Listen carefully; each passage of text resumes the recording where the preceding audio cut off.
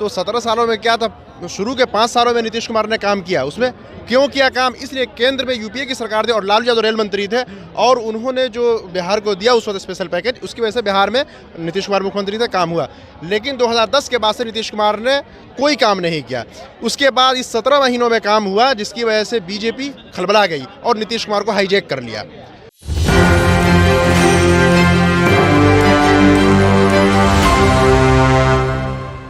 नमस्कार, मैं नंदन, आप देख रहे हैं न्यूज़ 24 पटना जंक्शन पर। इस वक्त हम उपस्थित, आप भीड़ देख सकते हैं यहाँ पर। बिहार की जनता हमारे पास सामने दिख रही है। आपको बताते हैं जिस तरीके से बिहार में लगातार चुनाव को लेकर लहर तेजी से है, वहीं पर इन लोगों से हम जानेंगे कि आखिर क्या बिहार में जो शुरुआत से जातिवाद की सरकार के नाम से, गुंडा राज की सरकार के नाम से जो चलती आ रही है बिहार, क्या उसकी हालत सुधरेगी? आप क्या कहेंगे? बिहार जो आज के समय में बिहार के पास कमियां कुछ की नहीं है, पॉलिटिक्स का बैकबोन बिहार को कहा जाता है और बिहार के पास अगर बात करें तो जीरो से लेकर अंत तक सारा कुछ बिहार का ही बनाया हुआ है। लेकिन वही बिहार आज इतना पीछे, कारण क्या है? और इलेक्शन भी नजदीक आ रहा है।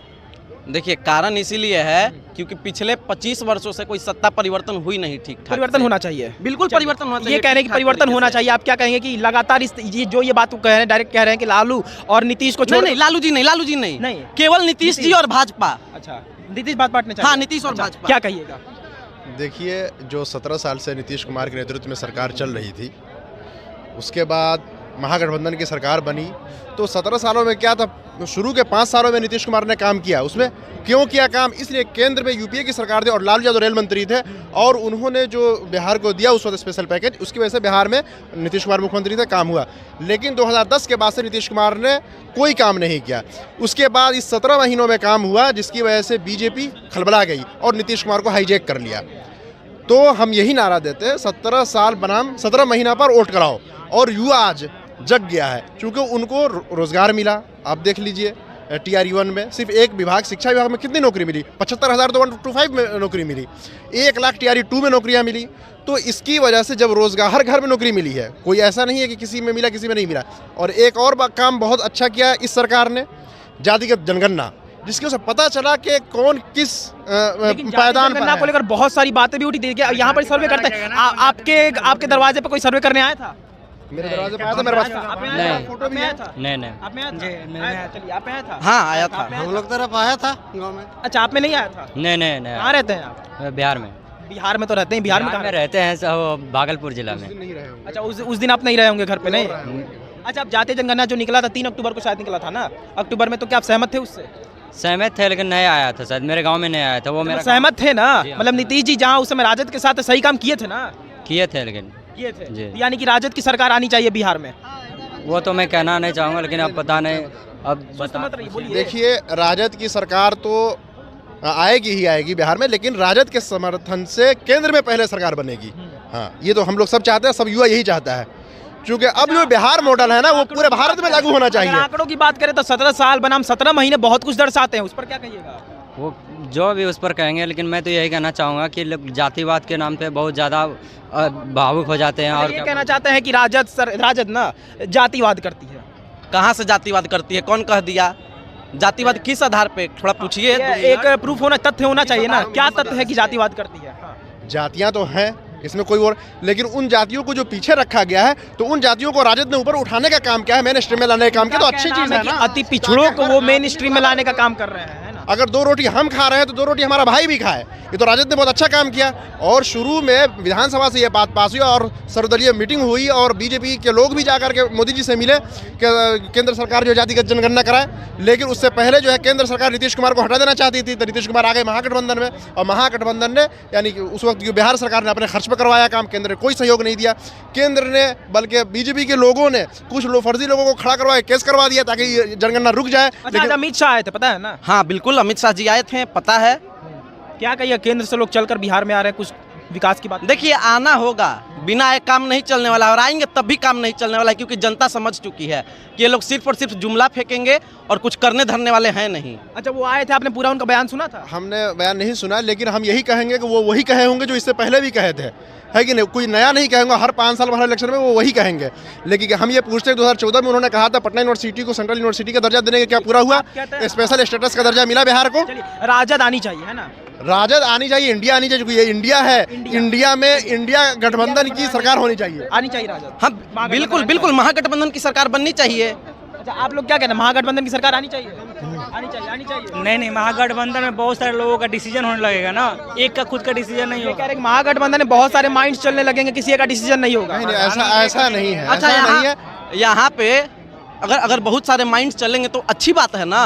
अब यहाँ पे नहीं अब आप यहीं पे बिहार में एक गठबंधन बना हुआ था, नीतीश जी कुछ और बोल रहे थे, तेजस्वी यादव जी कुछ और बोल रहे थे, दोनों में अनबन हुआ, फिर वो बीजेपी में गए और बीजेपी में वही हाल होगा। वहाँ तो नीतीश जी की गलती है ना।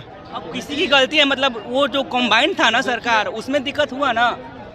देखिए ये जो इंडिया गठबंधन है ना, लालू यादव ने बनवाया, ठीक है, इसके सूत्रधार लालू यादव थे, लेकिन किसी वजह से लोगों ने और मीडिया ने जो नीतीश कुमार का प्रचार प्रसार किया। हकीकत यह है कि नीतीश कुमार को तो सोनिया गांधी समय नहीं दे रही थी मिलने के लिए, लालू यादव लेके गए थे। आप लोग भी बताए हैं, हम आप ही लोगों के माध्यम से सुनते हैं। तो जब भी लालू यादव के नेतृत्व में सरकार बनेगी, चाहे केंद्र में हो, वो मजबूत सरकार होगी। आप देख लीजिए मनमोहन सिंह, उस वक्त देश जो है फाइनेंशियल क्राइसिस का शिकार थी, लालू जी ने कहा था कि नहीं, मनमोहन सिंह जो है फाइनेंस का आदमी, उसको बनाओ प्रधानमंत्री, और लालू यादव ने के कहने की वजह से कांग्रेस ने बनाया और तमाम दल ने मिलकर यूपीए 1 में मनमोहन सिंह को बनाया और लालू जी रेल मंत्री बने। तो लालू जी इसका नेतृत्व करेंगे और लालू जी अगर स्वस्थ रहे तो कोई नहीं, बहुत मजबूत सरकार केंद्र की बनेगी, देखिएगा।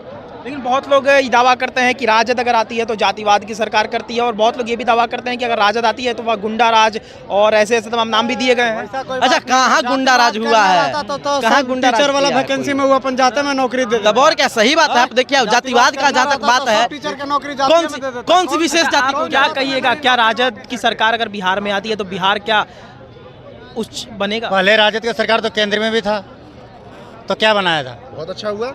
क्या आप देखिए केंद्र में आज विशेष राज्य जो दर्जा मांग रहे हैं, रेलवे को देख लीजिए, रेलवे को देख लीजिए। आज जो मांग रहे हैं विशेष राज्य की दर्जा, जब तो लालू जी का खुद प्रधानमंत्री था तब ले लेना चाहिए था, अपने आप भी साइन कर सकते थे, मांगने की क्या जरूरत है? देखिए सबसे पहली बात, अगर किसी एक पार्टी का चश्मा लगा के किसी चीज को देखिएगा ना तो कुछ सही से स्पष्ट दिखेगा नहीं।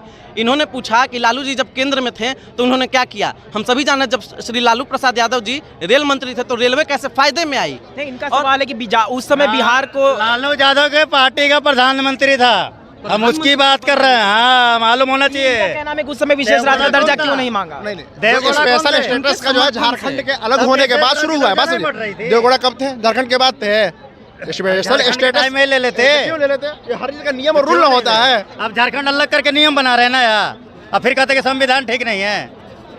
किसकी सरकार आनी चाहिए बिहार? अच्छा, बिहार अभी मानते हैं, बात हो गई तो चलिए मानते हैं कि आपके नजरिए से बिहार ही बर्बाद है, तो बिहार कैसे सही? बिहार को सही करेंगे बीजेपी का सरकार कोई भी आए, पहले यहाँ की बेसिक नीड है, गटर खुली गटरें हैं, जो गंदगी रहती है वो बंद करवाओ, साफ करवाओ, ठीक है। स्वच्छ भारत का पूरा विकास होना चाहिए। बस जनता ने देख लिया कि 17 महीने में विकास हुआ है, इसलिए विकास वाली सरकार आनी चाहिए। जनता विकास में देख रही है और विकास पर ही वोट इस बार डलेगा। गांधी मैदान में तो भीड़ आप देख सकते गांधी मैदान में भी लगेगा, हर जगह लगेगा। पहले तो खुली गटर, हाँ तो गांधी मैदान में भीड़ लगा था महागठबंधन के काम को देख करके। महागठबंधन में तो 14 भीड़ पर भी सवाल उठने चालू हो गए, भीड़ पर भी सवाल उठने। हाँ जी, ये सवाल है।